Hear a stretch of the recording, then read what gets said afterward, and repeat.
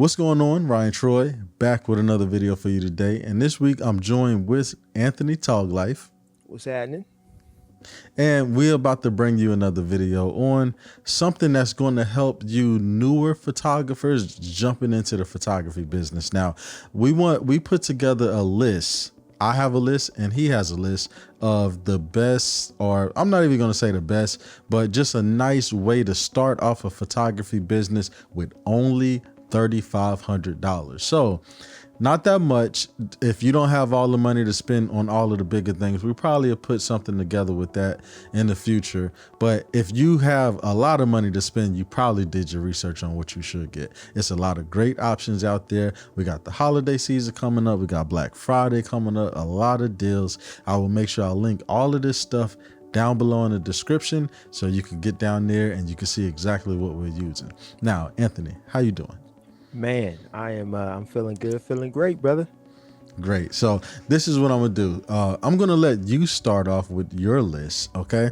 Now, we both made a list, 3,500, and it's gonna be interesting to see what's on his list and what's on my list. So yeah, I'm excited to see what's on your list because we haven't talked about it. So right. All right. So what you got? Okay, so first let me preface and say I live in California, so some of these prices are going to be based on California stuff, obviously. So I'm starting out with the Canon EOS RP, great little budget, entry-level, full-frame camera, more than capable to get someone started. And then pairing that with the Canon RF 35mm f1.8 and the Canon RF 85mm f2.0. So those combined is about $2,000, and that's a good kit to get you going. You got your 35 for your wide and semi-wide shots, and then you got your 85 for your telephoto. So I'm more of a prime guy myself. There's obviously some zoom choices that you could go for, but they're not going to be as fast. So these are good low light options as well.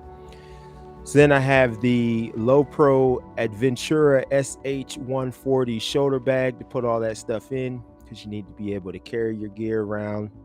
And you got to have a tripod. So I put the shoulder bag, $50. I put the Mi Photo aluminum tripod. Those are just really good tripods that I see everywhere. I've never used one myself, but I see them all the time and they're relatively inexpensive. Tripods can definitely get up there in cost. So this Mi Photo is $130. Then you need some flashes just to have. So I've got the Flashpoint Zoom R2 manual flashes. Now these are the manual ones, not the Zoom Lion ones. And I personally prefer having the ones with batteries, because if the battery dies, you can easily just replace them with AA batteries. When you have those rechargeable batteries, if that battery dies, you either have to have another rechargeable battery or you have to charge that up. So I'm just I like having the AA's over the rechargeables, but that's just me. Smart. So then you need to have a trigger for those flashes. So I've got the Flashpoint R2 Pro Mark II, which is $70. There's the cheaper trigger, the older one, but to me, they're not as user-friendly. So I think for someone getting into it, I think the X Pro triggers are more user-friendly and easier to use. So that's why I picked that one. So that covers your camera, your bag, your tripod, and your flashes. So now we need some modifiers for those flashes just to soften that light up. So I am a big advocate and a big user of Glow Easy Lock stuff. So I paired that with the Glow Easy Lock 36-inch quick octane. So I went with the 36-inch because it's a good middle ground between size and softness. So it's not super big, it's not a 48 or a 60-inch, so it's not going to be the softest modifier in the world, but it's also small enough to be portable and to allow you to use it indoors. It could be a bit much sometimes, but to me that was like a good compromise. If you were only going to have one softbox, I think a 36 inches like that sweet spot. So the Glow Easy Lock 36-inch quick octa, $85. And then an umbrella, because you always want to have an umbrella. I think every photographer should have an umbrella, and it's actually just making me realize I did not put a reflector on my list, but every photographer should have an umbrella. So Glow 40-inch umbrella, $15. And then you need an S2 bracket to be able to put those flashes in, because you got to get those things off camera. Of course, you can have it on camera if you had to, but we want to get that off camera. So I've got the S2 bracket, which is 25 bucks, and then a Flashpoint heavy duty light stand for 35 bucks. And then you need some SD cards, obviously, because you can't shoot the camera without SD cards. So I just went with some cheaper SanDisk 32 gig class 10 USH1. So they're not the fastest cards that are out now, but if you're just getting into it, these cards will be more than sufficient. So that was 25 bucks for 2 of those. And then I put a second battery for the RP, because I think it's just good to have more than one battery for the camera, especially with these mirrorless cameras, because the battery life is just not as good in mirrorless cameras as it is DSLR. So you definitely wouldn't want to be on a shoot, run out of battery, and you don't have a spare. So that was 60 bucks. Can't remember what that part got me to. Somewhere like high 2000 range. I can't remember. Okay. So that's the gear part of it. So then moving to the business part of it, there's a few things that I have on here business wise, and this is where it really would vary depending upon where you live. So number one, you need to establish an LLC. If you're going to be doing photography as a business, you have to separate your personal stuff from your business stuff. It's imperative. You need to create an LLC. So here in California, it's 70 bucks to get that LLC started. You need to get a business email. They're so cheap. Everyone should have a business email. If you don't, get a business email. So 72 bucks for the year for a business email. And then you need to have a website, because you need to be able to put your work somewhere. People need to be able to see what you do, be able to contact you. So an annual Squarespace website for the business one, 216 bucks. And then I'm a big fan of contracts, but not only having contracts, but having those contracts reviewed by an attorney. It's real easy to just get contracts from everywhere, but every state, every locality is different. So you really need to have these things looked at by a contract attorney to make sure that there's no loopholes. So here, that's roughly 350 bucks, depending upon the length of your contract, but for the sake of it, 350. And then I'm rounding that out with some Vistaprint business cards, because you need to have business cards, 17 bucks. And then Lightroom and Photoshop, because you need to be able to process the pictures. You don't want to shoot in JPEG forever. If that's how you start, cool, but you don't want to shoot in JPEG forever. You eventually will go to RAW. So you need Lightroom, Photoshop, and that's 120 bucks for the year. So I think the total, I was about 3470. Obviously that's pre-tax and all that stuff, but about 3470, and that would be what I would think to be a decent kit to get you going. All right. What do you got, now, sir? Before we jump into me, I want to know your kit, right? What is the ideal photographer for your kit? Portrait photographer. Portrait photographer. Okay, Yeah, so I was going in this with a portrait photographer in mind, because I'm a portrait photographer. Right. If you were doing, landscape, same camera, different lenses. If you were doing real estate, same thing. The camera would work for anyone, but the lens selection, I definitely was thinking portrait in mind with the lens selection. Yeah. Now keep in mind this as well.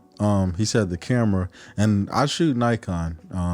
So I'm not really, too familiar with Canon, but as far as the entry level, that's when the camera is the same. Now, if you are full throttle niche down, there may be things that you need in a different camera besides 100%. this. Yeah. So like with Nikon, I'll just say, if you went to, let's say, sports and, stuff like that, action, you probably would want the new Z9 that's about to come out. But if you do, portraits, you can get away with having a Z7 or a Z6. So I'm going to jump into my list, and my list is same thing as portrait, because I'm a portrait photographer, more for like portrait and events. So if you want to do events, you could do events with this. You could do events with your kid as well, right?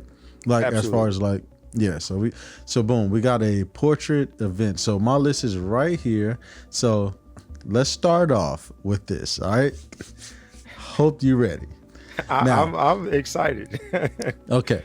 So if you hear now, that's because you went through that advertisement, that commercial break I just hit y'all with. So, you know, now we're really going to start. So $50 I'm spending on a Fiverr logo, a logo at Fiverr, because it is really important to have your own logo.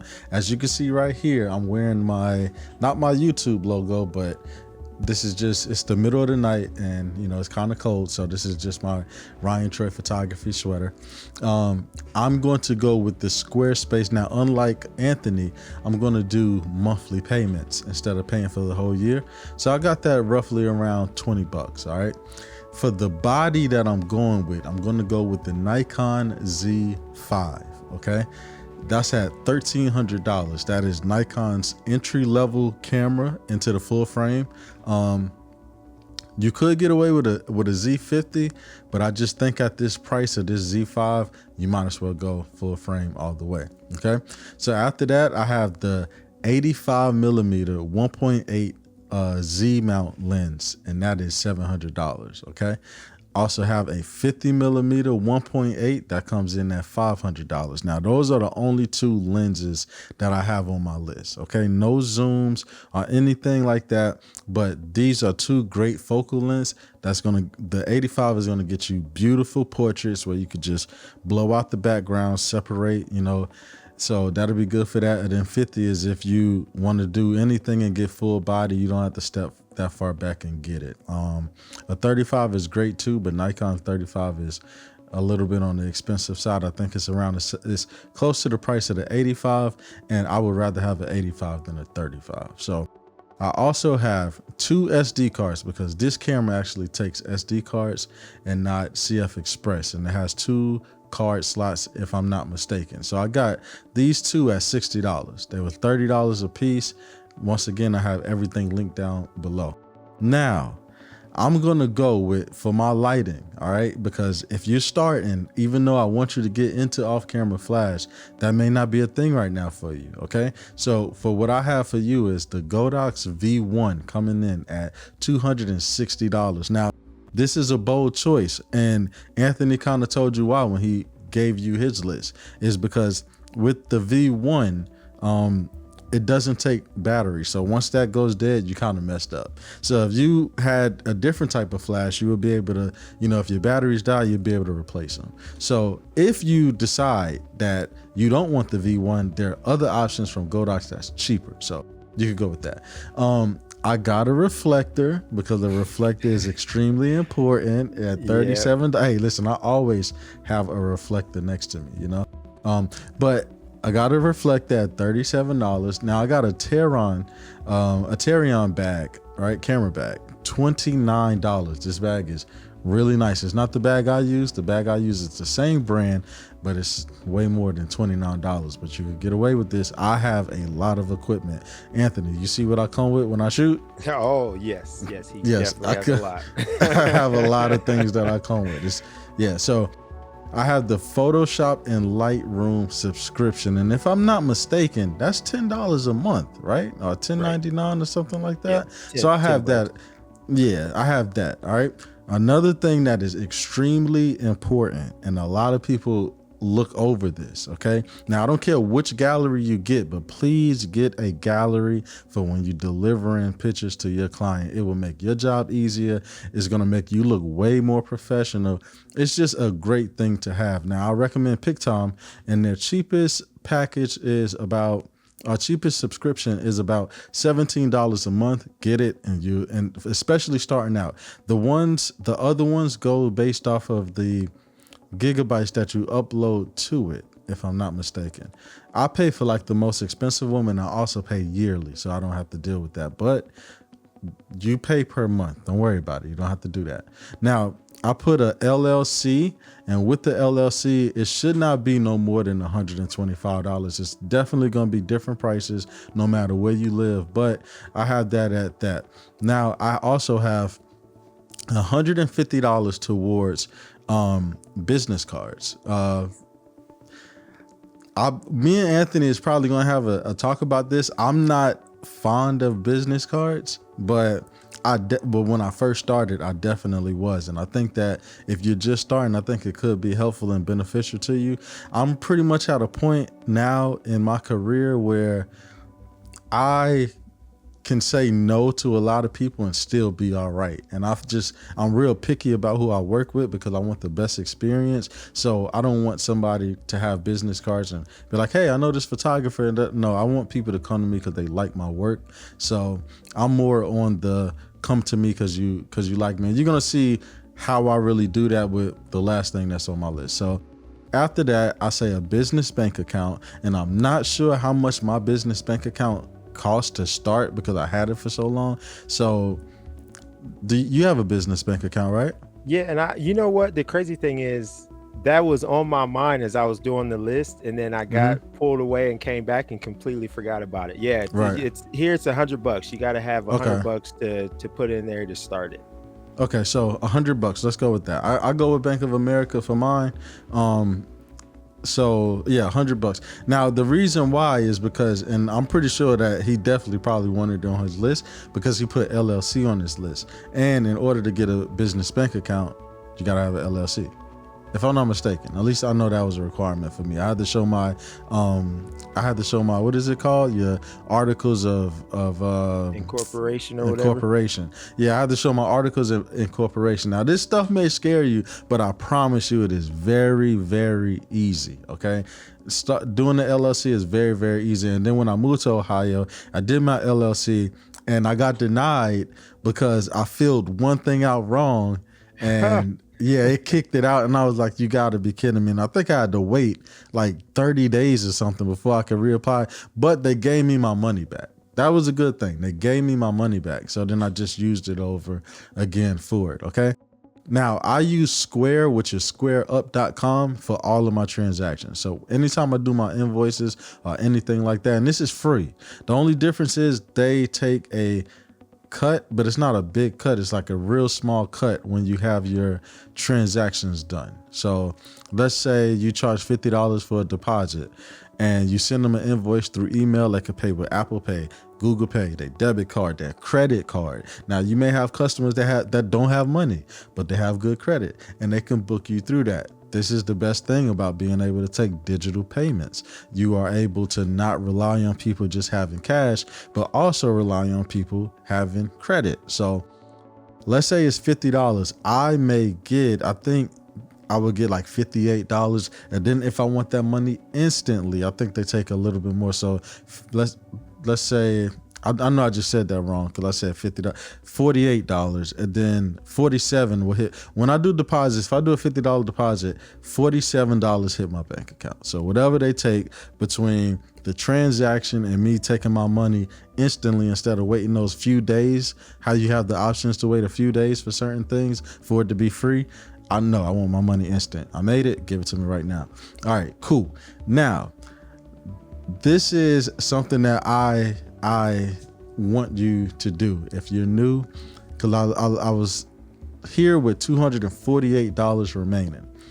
So I want you to take $100 and put them into Facebook ads. Okay. If you're just starting, I want you to take $100 and put it into Facebook ads, but do it the right way. Now I'm going to make a video in the future about how to do this the right way, because I'm going to tell you, Facebook is not going to tell you the right way to do it. They will take your money over and over and over again. You need to know your target audience. You need to know who you want your ads in front of. You need to know the keyword, your target words. You need to know all of this stuff to make your money stretch, because that $100 could bring you 100 clients. Trust me on this. So that's that, leaving me with $148 remaining, but I'm going to chop that down to $48 remaining, because as Anthony said, the business bank account costed him around $100. I have $148. I thought it was free. I didn't know, because like I said, it's been so long.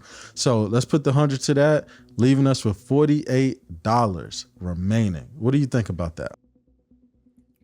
Man, that is a solid list. Couple things though. It's interesting that Okay. you went with a 50 and 85 because they're so, those focal lengths are so close together. I like shooting with the 50. I like the 35 more, so I'm Mm-hmm. sure it just comes down to preference.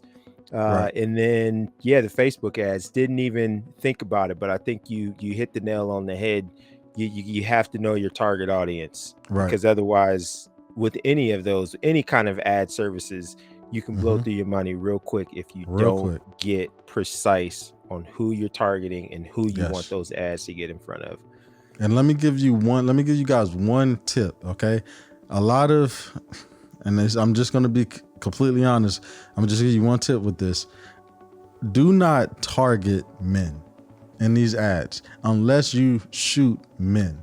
Unless you are photographing men, do not target men. And the reason why I say that is if you use a Facebook ad with, let's say, somebody that you did work with that happens to be a woman, and if this comes in front of a man's Instagram or Facebook, they are going to like that photo just because they like that photo of that woman, not necessarily because they want to book you.